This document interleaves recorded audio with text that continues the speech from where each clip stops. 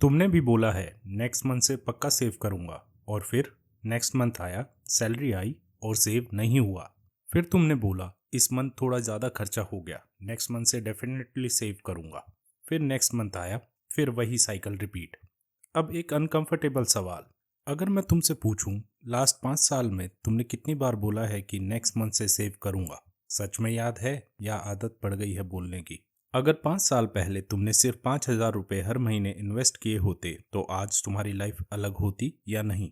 अगर 5,000 भी नहीं तो सिर्फ 3,000 रुपये, सिर्फ एक वीकेंड पार्टी कम की होती, या सिर्फ एक अननेसेसरी ईएमआई कम की होती, या फिर एक इम्पल्स अमेजॉन ऑर्डर कम किया होता, तो आज तुम्हारा कॉन्फिडेंस लेवल अलग होता या नहीं?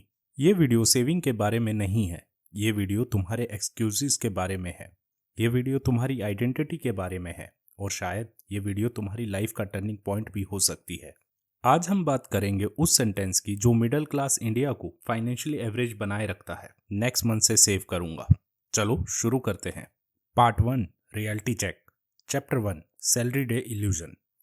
पहली तारीख आई, फोन वाइब्रेट करता है, सैलरी क्रेडिटेड का मैसेज देखते हो, दिल में हल्का सा सुकून महसूस करते हो।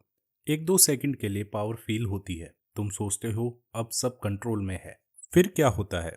Rent deduct, EMI deduct, credit card outstanding पे करना होता है, इलेक्ट्रिसिटी बिल, सब्सक्रिप्शन, बस 4 दिन में बैलेंस हाफ। तुम्हें पता भी नहीं चलता पैसे गए कहाँ, क्योंकि तुम प्लान नहीं करते, तुम बस रिएक्ट करते हो। सैलरी आती है तो खुश होते हो, एक्सपेंस होता है तो तुम एडजस्ट करते हो।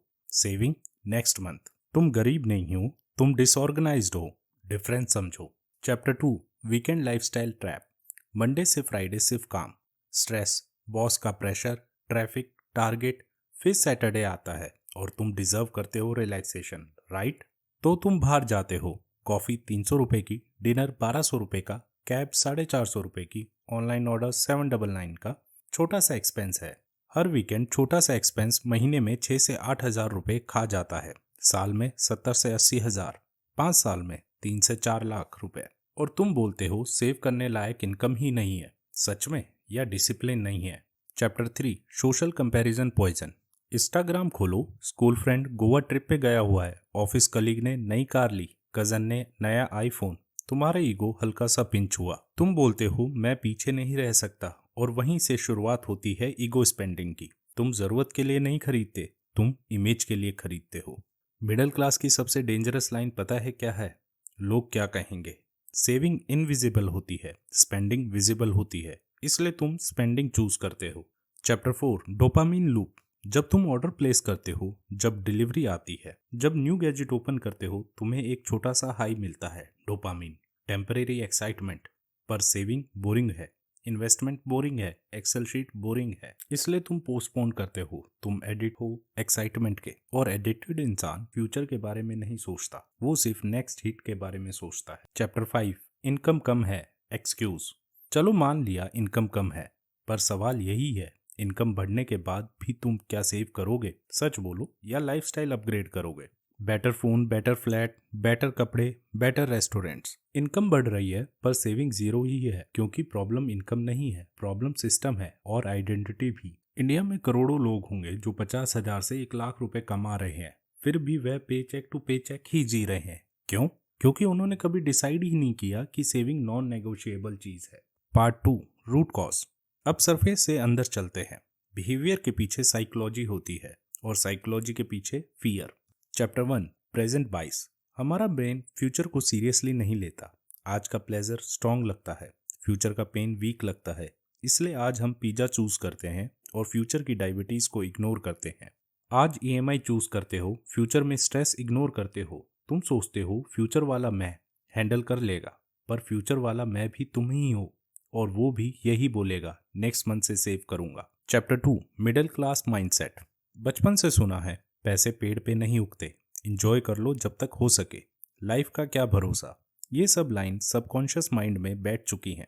Result, long term thinking weak हो जाती है, इंस्टेंट कंफर्ट स्ट्रांग हो जाता है। स्कैरसिटी माइंडसेट दो एक्सट्रीम आइडेंटिटी बनाता है, या तो एक्सट्रीम कंजूस या एक्सट्रीम स्पेंडर। जब पैसा आता है बैलेंस नहीं। Chapter 3, financial education zero. School ने तुम्हें अलजेब्रा सिखाया, कंपाउंड इंटरेस्ट का प्रैक्टिकल यूज नहीं सिखाया गया। टैक्स प्लानिंग नहीं सिखाई गई, बजटिंग नहीं सिखाई गई, तुम्हें सिस्टम ही नहीं पता, और जो चीज़ समझ नहीं आती लोग उसे अवॉइड करते हैं और सेविंग पोस्टपोन्ड होती रहती है। Chapter 4, ego and identity. तुम अपने आप को कैसे देखते हो? मैं थोड़ा सा केयरलेस हूँ, मैं नंबर्स में वीक हूँ, मैं इंजॉय करने वाला इंसान हूँ। आइडेंटिटी पावरफुल होती है। अगर तुम अपने आप को सेवर नहीं समझते तो तुम कभी सेवर बन भी नहीं सकते। Chapter 5, fear of restriction. लोग सेविंग को रिस्ट्रिक्शन समझते हैं। लाइफ बोरिंग हो जाएगी, फ्रेंड से पीछे रह जाऊंगा, पर सच क्या है? फ्रीडम बोरिंग नहीं होती, कर्ज बोरिंग होता है, ईएमआई बोरिंग होती है, स्ट्रेस बोरिंग होता है। सेविंग का मतलब सेक्रीफाइस नहीं, सेविंग का मतलब चॉइस है।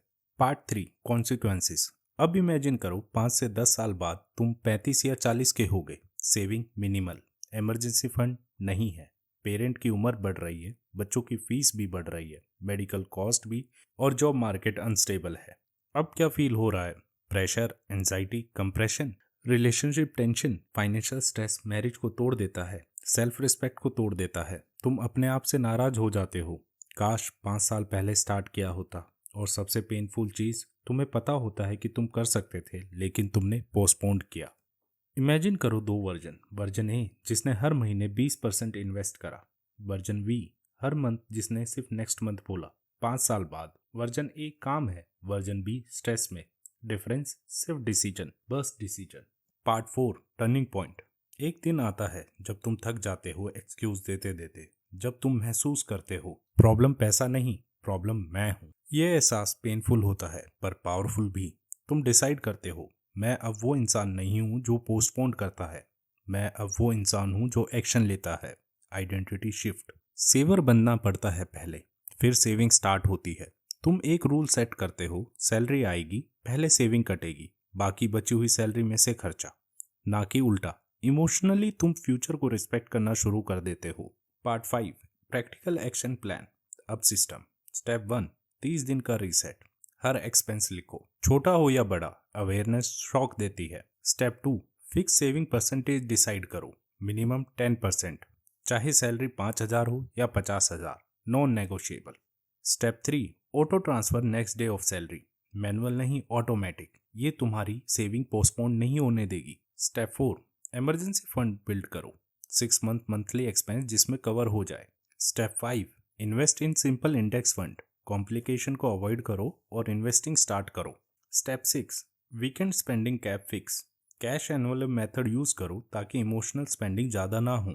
स्टेप 7, आइडेंटिटी अफर्मेशन, रोज बोलो I am a disciplined investor. Stupid लगेगा पर सबकॉन्शियस माइंड सुनता है। स्टेप 8, मिस्टेक अवॉइड करो, सडन लाइफस्टाइल अपग्रेड मत करो, बोनस आए तो 50% को इन्वेस्ट करो। Step 9, 30 day no spend challenge try करो, रीसेट करो अपने डोपामीन को। स्टेप 10, अकाउंटेबिलिटी को पार्टनर बनाओ या कमेंट में लिखो कमिटमेंट। 5 साल बाद तुम 2 जगह में से एक जगह खड़े दिखोगे, या तो रिग्रेट में या प्राइड में।